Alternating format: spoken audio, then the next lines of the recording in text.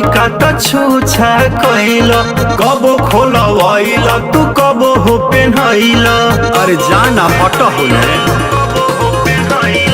रही जब लइका त छूछा कइल, कबो खोलवाइल तू कबो हो पेन्हइल। त बोला अब कहे दातवा पीसेल,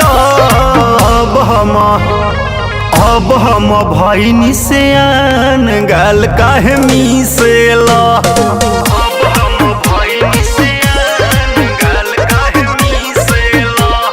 अब हम भइनी सियान गाल काहे मिसेल।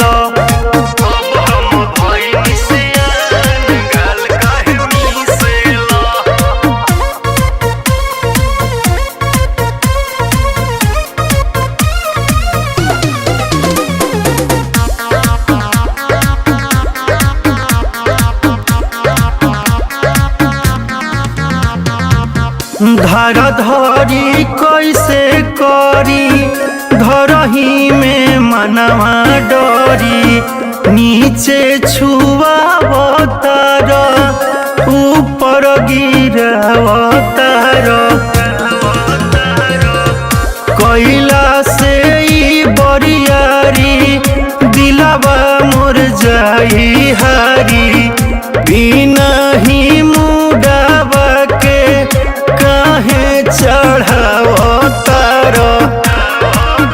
छोट जगह पर बहुत नोटिस ला।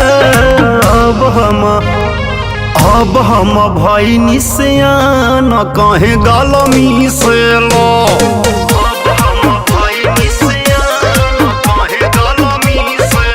अरे रे अब हम भइनी सियान कहे गाल मिसेल।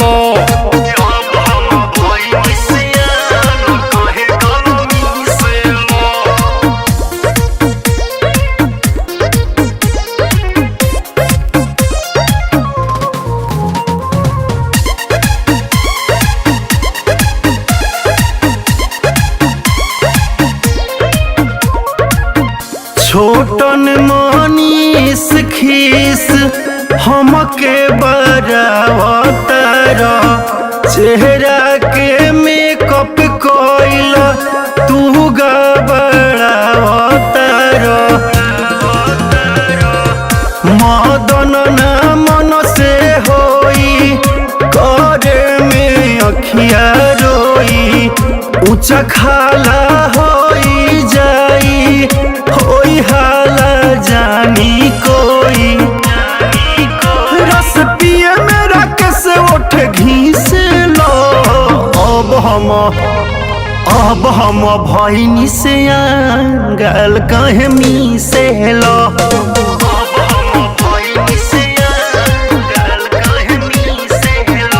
अरे अब हम भइनी सियान गाल काहे मिसेल।